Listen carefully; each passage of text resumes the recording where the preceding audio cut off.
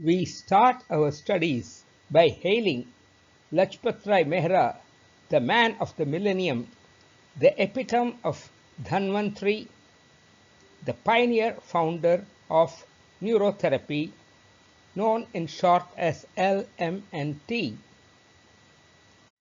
We give below the Hindi original manner in which students would greet Dr. Mehra at each and every one of his lectures in the academy when it was existing in Suryamal village, Maharashtra. Yug Purush Dhanvantri Swaroop neurotherapy के जनक परम पूज्य गुरुजी doctor Lajpat Rai Mehra जी की जय. Now we are going to talk about a topic which is very dear to Guruji's heart and also which has got direct relevance to the principles of neurotherapy. And this deals with what type of food should be eaten and why. So now the common thought or the common thinking is that non-vegetarian food contains more proteins and anybody who needs proteins should consume non-vegetarian food in good quantities. Now Guruji says consumption of non-vegetarian food should not be the criterion. It will all depend on whether you have the ability to digest what you eat. So even if you eat less protein, if you have good digestive power, then it will digest whatever you eat and then it will produce good results in the form of whatever is needed from that food. It will be available for the body at the required time. But what will happen when the digestive power is not good? So then a person who is not having proper digestion, for him any type of heavy protein will not be easily digested, and in fact it will load the body and it can also lead to the accumulation of toxins. So now we should understand what is the main important thing for proteins to be digested. For proteins to be digested in the stomach, there is an enzyme called pepsin, and this performs its action only when the acidic content in the stomach goes to a pH below 3. So to pH of 2.5 or less than that is very ideal for digesting proteins properly by pepsin in the stomach. And you might have noticed that many children, the moment they feel hungry, they start crying loudly, and that is because the acid production in their bodies is quite good, and so the children are unable to tolerate the irritating action of the acid, and so they start crying.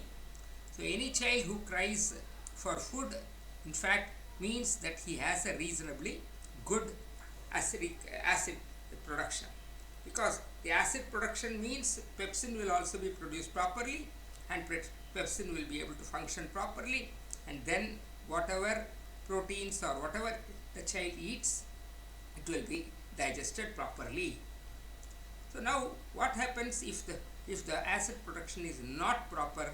Then what will happen is the proteins, some part of the proteins, especially the solid parts, they may appear in their original form or original color in the stools, and this is very true of children as well as adults. So in such a case, if somebody gets undigested food in his stools, then no matter how much protein he eats, his body will not benefit from it. That means it is quite useless for such a person to eat non-vegetarian food, because he is loading his body with toxins. And secondly, any body which is unable to digest food properly, it will have a greater amount of work. That means it has to work harder to digest non-vegetarian food. and the waste products that will come out from that uh, difficultly digested food, they will have contain more toxins which will load many organs and which will load the liver, kidneys, etc. So then you say, okay, then if I have very good digestive power, then is it okay for me to eat non-vegetarian food? Yeah, in a way it is okay, but real fact is that there are many vegetables which contain proteins equivalent to non-vegetarian food. That means, seen in all respects, there is really no need to eat non-vegetarian food, because once the digestive system is okay, then the the material available, proteins available from vegetables is quite good, and to process it, the body has to work much less, whereas to process non-vegetarian food, the body has to work much more, which puts a load on the body. So in both ways you see that there is no need to eat non-vegetarian food. Then the question will be, is there any other method of knowing whether food is getting digested or not? Yes, there are a few techniques, small simple techniques. Number one is just below the sternum, the chest bone. Just in that region, if there is pain on touching or on palpitation or without even touching, then that means that region is not receiving proper blood supply, which means the stomach and part of the intestines are not going to function properly. Then many people may get the following items in their stools, like tomato peels or vegetable seeds or leaves like curry leaves or coriander leaves, etc., or even sprouts. When they are eating, the sprouts just appear in their original shape and original color, and as it is, in that case it means that this person is unable to digest proteins. And then such cases we recommend them that please do not eat non-vegetarian food for the time being at least. Then the question arises that whether all the people, do they have to stay away from non-vegetarian food, or is it enough to abstain from such food only during neurotherapy treatment? Well, we should understand that the root cause of illness in the body is the improper functioning of the digestive system. That means if the digestive system does not function properly, it lays the foundation for several diseases, which may have different names and different symptoms. So now, non-vegetarian food is made up of heavy proteins and fats. These are not easily digested. In ancient times, people used to eat non-vegetarian food. Our earlier ancestors, the primitive humans, as we could say, they used to eat non-vegetarian food, no doubt. But they had to work hard to hunt that animal. So that food was easily digested by their body. But nowadays what is happening, especially in cities, there is no effort at all required to get the animal food, because it is available in the super malls and supermarkets and all that. And even in villages, people do not really have to resort to much exercise to kill the animals.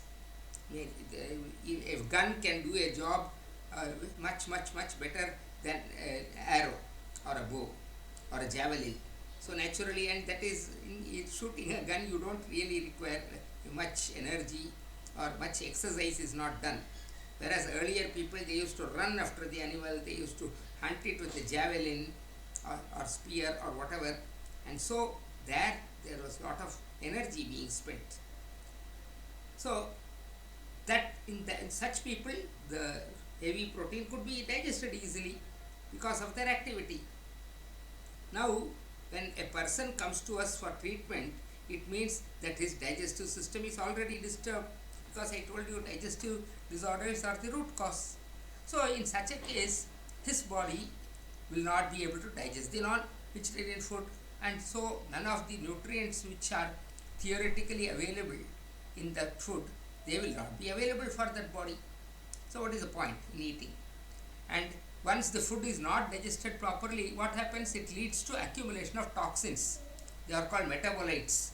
The food, the non-vegetarian food, or any food for that matter, it has to be broken up in chemical ways, and whatever nutrients are available, after that whatever is left out is called metabolites. Now in people whose digestion is poor, these metabolites, which are actually waste products, their level is much higher than the amount of nutrition the body could get from such food. So this accumulation of toxins in the body will put a big burden on their liver, on their kidney and skin, because it is all these three organs which have to function harder, and they have to function really well to flush out these toxins. So this is one of the main reasons why Guruji says, please try not to eat non-vegetarian food, and in fact you can try to eat good quality protein from vegetables. Then there is another very practical thing to be noted, point. See, any animal which is reared for sale, whether it is chicken or goat or sheep or whatever, or cows or whatever, normally they are given pills of several hormones. For one reason is that they should become fat quickly, and the second reason is a number of antibiotics are added to their diet so that the animal does not become a victim of diseases. So both of these things are with a view to making the trader get more profit from his livestock. So what will happen? The remnants of these pills, whether it is antibiotic pills or whether it is hormonal pills, whatever, their remnants will remain in the skin of that animal, in the organs of that animal, and also if it is in the case of hens and chicken, then it will remain in the eggs. And so it is natural that whoever who eats such products, they will end up having all these unwanted hormones and unwanted antibiotic pills in their system, because they have consumed that meat or that flesh. And this is one aspect. Another aspect, in some cases it is also possible that a person who is selling the meat, he may put up some part of the meat may be from sick animals or animals which are not quite healthy. Their meat also may be put up for sale mixed with good flesh, but that also will have an adverse effect on the health of whoever who eats them. So for all these reasons, it makes more sense or maximum sense to stay away from non-vegetarian food and eggs and chicken and all that if you want to lead a long healthy life. Now so much for common sense solutions. Now let us talk about the anatomy of animals and human beings. Normally it has been found that the intestines of animals which eat non-vegetarian food, they are shorter. They are about, let us say 20 feet or so. It's about 6 meters long. Whereas the intestines of those who eat vegetarian food may be up to 8 meters or so long. That means the person who has to digest non-vegetarian food has got a much smaller intestinal length than a person who has to digest vegetarian food. A lion, let us say, is an animal which has to survive by eating non-vegetarian food.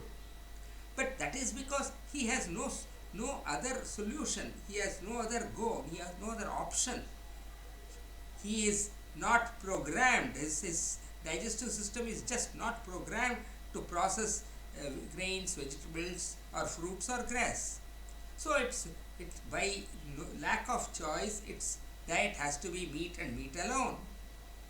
But a human being has got a much longer intestinal length, as I said, about 24 feet or so, and he has the option either to eat vegetarian or non-vegetarian food, though his system is made mainly for vegetarian food.